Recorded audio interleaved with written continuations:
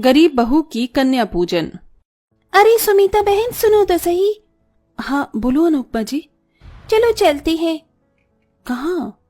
अरे और कहाँ, नवरात्रि शुरू होने वाली है, साथ चलकर ही व्रत का सामान ले आते। सुमिता अपनी पड़ोसन की बात सुनकर दुखी सी हो गई। उसके पड़ोस में वो औरत अभी कुछ दिनों पहले ही रहने आई थी, जिसकी वजह से उसे सुमिता के घर के बारे में कुछ भी पता नहीं था। जैसे ही उसने सुमिता को अपने साथ चलने को बोला तो पीछे से एक मोहल्ले में ही रहने वाली औरत बोली, अरे बहना तुम भी किससे जाने को बोल रही हो? इस बेचारी के घर तो बस 2 वक्त रोटी बन जाए उसी में भगवान का एहसान है। इसके पास पैसे नहीं होंगे जो ये नवरात्रि का बढ़ती सामान खरीदे। क्यों सुमिता बहन? मैं भी परेशान हूँ, आप लोग जाइए। सुमिता की पड़ोसन कड़वी बातें सुमिता के मुंह पर मारकर चली गई। दरअसल सुमिता बेहद ही गरीब थी। जितनी उसके अंदर जान थी उस हिसाब से वो बेचारी मेहनत तो करती थी, लेकिन कुछ खास उसके परिणाम सामने नहीं आते थे। लेकिन इस सब के बाद भी सुमिता अपने मन में माता रानी की सच्ची श्रद्धा रखती थी। जब वो बाहर से घर में आई तो बस अपना दुख बताने को माता रानी के आगे बैठ गई। उसने उनके सामने मिश्री का प्रसाद रखा और रोते हुए बोली, हे माता रानी, मैंने कभी अपनी जिंदगी या हालातों से शिकायत नहीं की, लेकिन ये लोग गरीबी का भी ताना बनाकर मुंह पर ही मार देते हैं। माना कि मैं गरीब हूँ, हाँ माना कि ये लोगों की तरह नवरात्रि की तैयारी नहीं कर सकती, लेकिन इस सब से कहीं ज्यादा मैं आपकी भक्त हूँ। मुझे भी नवरात्रि के व्रत रखने हैं, बस माँ मुझे हिम्मत देना। सुमिता काफी देर बैठकर अपना मन हल्का करती रही। उस वक्त उसकी सास और बेटा दोनों भीख मांगने के लिए मंदिर गए हुए थे। कुछ ही देर बाद 2-4 रुपए लेकर वो दोनों लौट आए और गरीब सुमिता ने उन्हें रूखी रोटी खाने को दी। सुमिता का पति चिराग दूसरे गांव में काम करता था, लेकिन उसका काम इतना ज्यादा मंदा हो चुका था कि वो भी वहां से कुछ नहीं भेज पाता था। सुमिता के ऊपर दुखों का मानो पहाड़ टूटा हुआ था। दोपहर में तो सभी ने किसी तरह रूखी रोटी को निगल लिया, लेकिन शाम को सुमिता के पास अपने बेटे और सास को खिलाने को कुछ नहीं था। वो बेचारी बस रसोई में बेसुध सी बैठी हुई अपनी खाली डलिया देख रही थी। अब मैं राज और माँ जी को क्या दूं? अब तो लगता है कि यही करना पड़ेगा। बेचारी सुमिता ने सूखी हुई रोटी के डिब्बे में देखा, उसमें एक रोटी सूखी हुई पड़ी हुई थी। सुमिता ने उसे ही निकाला और उसे पानी में डुबोया। अब ये रोटी नरम हो गई है, दे देती हूँ। राज बेटा, ये ले तू और दादी माँ खा लो। माँ आप नहीं खाओगी? नहीं लल्ला, मुझे भूख नहीं है। ठीक है, तो मैं और दादी आपके लिए इस रोटी को बचा देंगे। जब आपको भूख लगी तब आप भी खा लेना। अपने छोटे से बेटे की इतनी फिक्र देखकर सुमिता की आंखें नम होने लगी। भगवान ने उन्हें कड़ी मुश्किलों में डाला हुआ था। नन्हे राज और उसकी कमजोर और बूढ़ी दादी ने उस सूखी रोटी को पानी से लगा लगा कर निकला और सुमिता तो भूखी ही सो गई। ऐसा पहली बार नहीं हुआ था जब उन्होंने ऐसा खाना खाया हो। ऐसे ही 2-4 दिन और गुजर गए और अब नवरात्रि लग चुकी थी। हर एक घर से हर एक औरत सभी नवरात्रि के लिए तैयार थी। सुमिता ने भी बिना कुछ खाए पिए और बिना किसी इंतजाम के व्रत कर लिया। बहू, एक तो वैसे ही शरीर में जान नहीं है और ऊपर से तू व्रत रख रही है। पागल है तू? ये व्रत वगैरह मत रख। हमारे पास इन व्रतों को रखने के लिए कुछ भी नहीं है। माँ, व्रत को करने के लिए जो सबसे जरूरी है वो मेरे पास है। क्या? श्रद्धा। माँ, श्रद्धा सबसे अहम और जरूरी है। अगर श्रद्धा है तो व्रत है, और नहीं है तो वो बस खुद को भूखा रखने से ज्यादा कुछ नहीं है।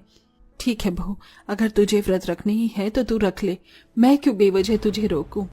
अपनी सास की इजाजत पाकर सुमिता खुश हुई, लेकिन व्रतों के दौरान ना तो सुमिता के घर में कोई फल था और ना ही कोई और चीज।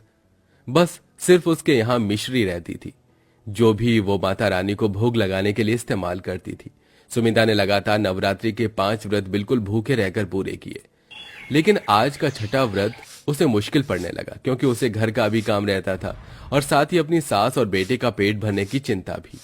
अभी भी सुमिता भूखी प्यासी मंदिर के बाहर से भंडारा लेने की लाइन में लगी हुई थी कि तभी वो चक्कर खाकर गिरने लगी। अरे नहीं, मेरा तो सर घूम रहा है। अरे देखो भाइयों, इन बहन को क्या हुआ? अरे बहन उठो, क्या हुआ तुम्हें? अरे कोई पानी दो।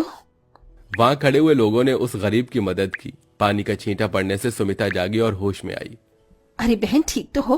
क्या हुआ तुम्हें? कुछ नहीं, बस चक्कर आ गया। सुमिता को सभी ने एक साइड बैठा दिया और उसे भंडारे की प्लेट जल्दी से देकर वापस घर भेजा। गर्मी काफी ज्यादा थी, लेकिन इस गर्मी और अपने पेट को एक तरफ करते हुए मजबूर मां को घर से निकलना पड़ा। इसी तरह से परेशानियों में सुमिता की नवरात्रि गुजर गई और आज कन्या पूजन का दिन था। सुमिता का मन तो बहुत ज्यादा था कि वो भी कन्याओं को कुछ खिलाए, लेकिन उसके घर में तो अपने ही खाने के लाले थे। सुमिता माता रानी की तस्वीर के आगे बैठी हुई रो रही थी। माता रानी, जितना मैं कर सकती थी मैंने किया। मेरे बस में सिर्फ व्रत रखना था तो मैंने व्रत रखा, लेकिन अब इस नवरात्रि का अंत करने के लिए मेरे पास कन्याओं को खिलाने को कुछ भी नहीं है। मैं चाहकर भी कन्या पूजन नहीं कर सकती हूँ माँ, तो मुझे माफ कर देना और मेरे नवरात्रि के व्रतों को मान लेना। सुमिता ने सच्ची श्रद्धा से अपना काम कर दिया था। कहते हैं ना, अगर इंसान अपनी तरफ से वो सब करे जितना कि वो कर सकता है तो फिर नामुमकिन हालात में करिश्मे होते हैं। सुमिता के साथ भी करिश्मा हुआ। जब वो रो रही थी तभी माता रानी की तस्वीर बहुत ही ज्यादा सुंदर सुनहरी रोशनी में चमकी और स्वयं माँ दुर्गा ने सुमिता को दर्शन दिए। सुमिता, परेशान मत हो, मैं तुमसे नाराज नहीं हूँ, बल्कि बहुत खुश हूँ जो तुमने ऐसी जिंदगी जीकर भी कभी मेरा दामन नहीं छोड़ा, नामुमकिन हालातों में मेरे ऊपर विश्वास किया, खुद सूखी रोटी खाई, मुझे मिश्री का भोग लगाया, खुद 9 दिन भूखी रही, लेकिन मेरे लिए कन्या पूजन की चिंता की। अब मुझे तुमसे कुछ और नहीं चाहिए, मैं अब तुम्हें कुछ देने आई हूँ, ये लो। माता रानी ने सुमिता की रसोई की तरफ उंगली उठाई और वहां ढेरों राशन आ गया। ये सामान कन्या पूजन के लिए है, इससे बनाओ जो भी तुम्हें अच्छा लगे और खुद भी खाओ, कन्याओं को भी खिलाओ। ऐसे बोलकर माँ दुर्गा गायब हो गई। बहुत देर तक तो सुमिता, महादेवी और राज बस यूं ही बैठे रहे, लेकिन फिर सुमिता होश में आई। माँ हमारे घर माँ दुर्गा आई थी, आपने देखा ना? हाँ बहू, मैंने देखा, स्वयं दुर्गा माँ थी। बहुत जल्दी से प्रसाद बना, आज हम भी अच्छा खाना खाएंगे। मैं बताती हूँ, आज तो हलवा पूरी, खीर, मटर पनीर और भी बहुत कुछ बनाना। जरूर माँ। सुमिता ने सब कुछ बहुत ही दिल से बनाया। गरीब घर की रसोई में राशन आ जाना किसी खजाने से कम नहीं था। सुमिता के राशन को देखकर सारी थकान उतर गई और उसने अपने हाथों से कन्या पूजन के लिए प्रसाद बनाना शुरू किया। महादेवी घर घर जाकर कन्याओं को खाने के लिए बोल आई और सुमिता के छोटे से आंगन में भी रौनक हो गई। कितना स्वादिष्ट प्रसाद है। सुमिता काकी, एक कटोरी हलवा और मिलेगा? हाँ, जितना मर्जी उतना खाओ, मैंने बहुत बनाया है। मुझे और सब्जी दो सुमिता काकी, ये बहुत अच्छी है। लाओ, मैं देती हूँ। सुमिता ने भरपेट कन्याओं को प्रसाद खिलाया और उनके घर से जाने के बाद सुमिता, राज और महादेवी खाना खाने के लिए बैठे। तभी महादेवी का बेटा चिराग भी घर आ गया। अरे, आप सभी क्या खा रहे हैं अकेले अकेले? अरे चिराग जी, अचानक आइए, आप भी हमारे साथ खाना खा लीजिए।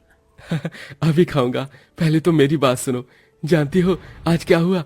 जब मैं काम की तलाश कर रहा था तब एक बड़ी कंपनी का मालिक मुझसे टकरा गया। इत्तेफाक से उस वक्त मैंने उनकी मदद कर दी और अब उन्होंने मुझे अपनी कंपनी में काम करने के लिए बुलाया है। क्या सच? शुक्रिया माता रानी। चिराग जी, माता रानी का शुक्र अदा कीजिए, उनकी ही लीला हमारे ऊपर बरसी है।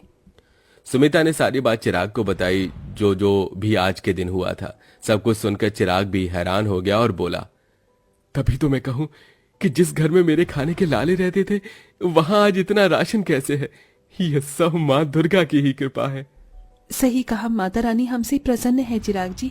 और सही कहते हैं लोग कि अगर सच्ची श्रद्धा हो तो एक ना एक दिन हालात बदल ही जाते हैं। बस हमें मुश्किलों को देखकर हार नहीं माननी चाहिए। सुमिता की बात सुनकर सभी ने हाँ में गर्दन हिला दी। एक ही सेकंड में सुमिता की किस्मत बदल चुकी थी। कल तक जिसका पति बेरोजगार था, आज वो एक बड़ी कंपनी से जुड़ गया। कल तक जिसके यहाँ खाने के भी लाले थे, उस औरत ने आज कन्या पूजन में 9 कन्याओं को भरपेट खाना खिलाया। लेकिन ये सब बस सुमिता की हिम्मत से ही हो पाया था।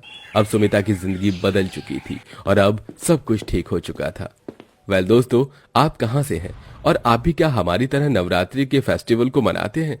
अपनी जगह का नाम कमेंट करके जरूर बताइए।